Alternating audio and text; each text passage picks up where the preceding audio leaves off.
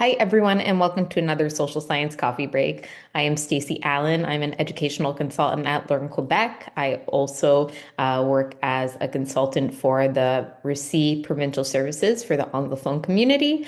And I'm very happy today to be joining you to share some social science resources that also help develop students and educators' digital competency.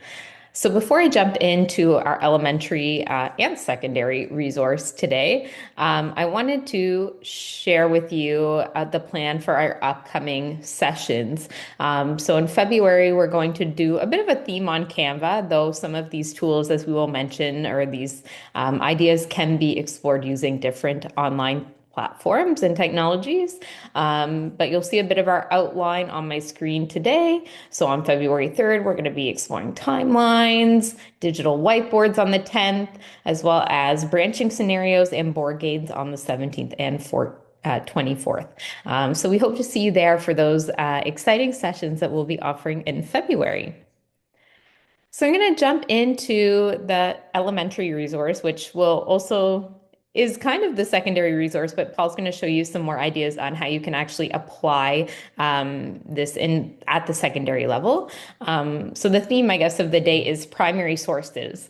Um, and primary sources, in general, just a wonderful thing to include in all of your geography, history, and citizenship education classes, because this kind of evidence really gets students thinking in terms of critical thinking and empathy, and really being able to maybe visualize history in a different perspective than maybe a textbook might by going through the lens of the people that were there or photographs of events and what the kind of territory and how it was situated at that time period that you're studying.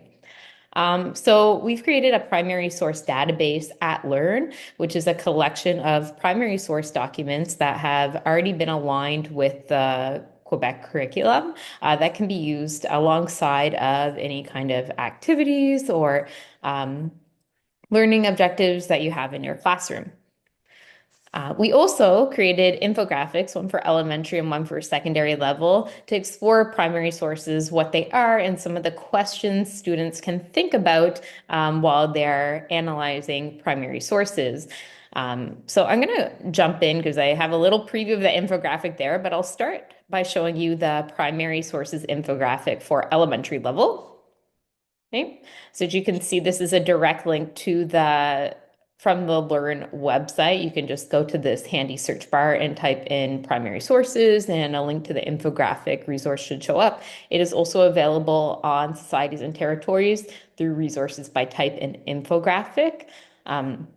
But as you can see here, it gives students a few little steps. So they have to find a primary source, they use the intellectual operations depending on their context, and then they make links about what facts they found in the source and how the source can enhance their understanding of a certain topic.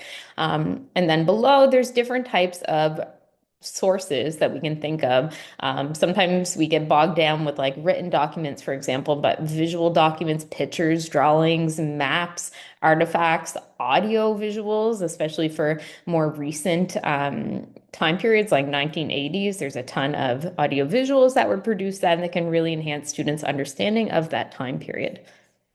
So you can visit the resource. It's a Google Drive link, I believe, and you can download the infographic, share it with your students, put it up on your classroom wall, decide how you would like to use it. Now, if I go back to our slideshow, I'm actually going to show you the database itself now. So as you can see, this is the main page of the database. You can search by type of document, but how I prefer to search is actually by grade level down here in the menu. So you can see there's 60 elementary resources as of now. And if I search by topic in the elementary social sciences, I can quickly go down, maybe let's pick New France around 1745, and you can see that there are some different primary sources that I could use to enhance learning about that time period. For example, there are a lot of here related to slavery. around 1745 in New France, a few little maps of like Dunham and the Eastern Townships beside me, and Montreal during this stage. So there's a few resources there as well. Um, so I wanted to show you when we talked about New France 1745, again, an example of how you might use those primary sources to enhance what you're already doing. So this is an activity that I created maybe 2 years ago. Time goes by fast on slavery in New France around 1745. I'll open up the student workbook here so you can get a quick view. So the inquiry question is, of all the ways slavery changed life in New France, which one do you think had the biggest impact on people? So then students would look at, if I scroll down to the document collection, here, this will be less warpy for you. You'll notice that there are a few documents here, but these documents are adjusted primary sources or ads here. But if you wanted to see the ad itself, or an ad for slavery itself, you might actually want to go to that primary source database and pull out some of those documents themselves to look at with students.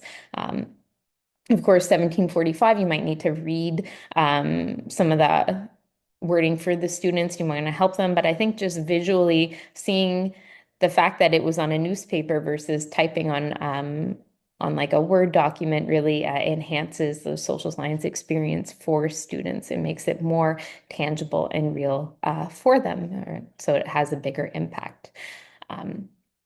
Wonderful. So I guess that's about all I have to say about primary sources for now. And I'm going to hand it off to Paul, who's going to give you a bit of an example and talk about how primary sources can be used at the secondary level. Have a wonderful day. Hey, that's great. Thank you very much, Stacy. I'm Paul Rombo, a social sciences consultant at Learn, also RECI. And yes, I'm focused mainly on secondary level social sciences these days. And so I'm going to tour basically the same resource or similar resources, focusing on the database to begin with. We did develop a database site, and as Stacy showed you, it's chock full of primary sources. The primary sources are useful for establishing significance about a time period by actually examining the documents that existed in the time. They reveal things about the time. They can show what was remarkable about the time. And so I'm going to show the site first to give you an idea of where I'm coming from. The most recent use I've had of the primary sources was for an LES on growth of cities and trade, which I'll show you in a second. But this is an example of how you might search a topic area. So right away it pulls up a feast of primary sources that we're collecting as we work on materials. But I also wanted to mention that when we build these primary source collections, we're also focusing on the program's specific references, like in the progression of learning or in the cultural references, for example. That's what I was doing when I was working on this one. And then again, the documents we find in our activities will eventually also go up here. So, the database is a visual, it's text-based, primary sources that are aligned, like I said, with the program. Why? Um, Primary sources in history need to be read differently. So I got a little point from the Big Six site on historical thinking process that we set them in their historical context, and students can use them to make inferences about what was going on at the time created. And as I mentioned, they're used for establishing significance. So the site is mainly for secondary students involved in characterizing and interpreting the past using those specific tools. Now, how you use them? There's many references to how to use them. Stacy had mentioned that we have some infographics. So this is an infographic similar to the one she showed for elementary, but for secondary. So it gives you some strategies for how to use them, what to check, how to use evidence to establish facts, and it gives a couple examples actually, sorry, a few examples of the types of documents that you'd find on that site as well. You have written documents and visual documents, but you'll also have things like photographs of artifacts or maps, for example, and audio visuals. And there's different strategies for that. So, and like I've said before, there's various strategies around Learn. I mentioned one in one of the other coffee breaks about the social sciences, the history site. That in the toolkit area there are some techniques documents, and you can see that there's interpreting an image, interpreting a written source. These are examples of primary sources. So there's some strategies available for that. I did want to mention too that particular example that I showed on the primary sources database come from an LES. There's this, you can get it on the Learn site, but I wanted to show you where in the LES on medieval cities you'll see documents displayed and also worked with. So the student, for example, when they're examining these historical documents in the collection that follows, they can mark up the text. They can examine the texts that were primary sources, often quotes from the past or sometimes from a written document. But they can also examine the photographs. And in this particular one, I've had the I put the photographs inside Google Drawings, so the students can open them, and if they want, they could mark them up with different shapes to examine the primary documents more closely. So there's an example of a primary source in use in an LES.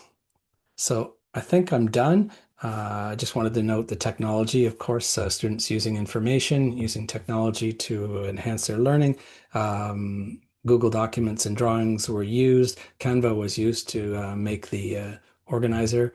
And of course, maps are involved in primary sources as well. Um, and that's it. I think that's it for my share. Next week we're going to start on a series of four, as Stacy mentioned, um, sessions, and we're going to be using often the tool Canva and others to highlight some different techniques in the social sciences. So that's it. That's my share for today. Have a great day.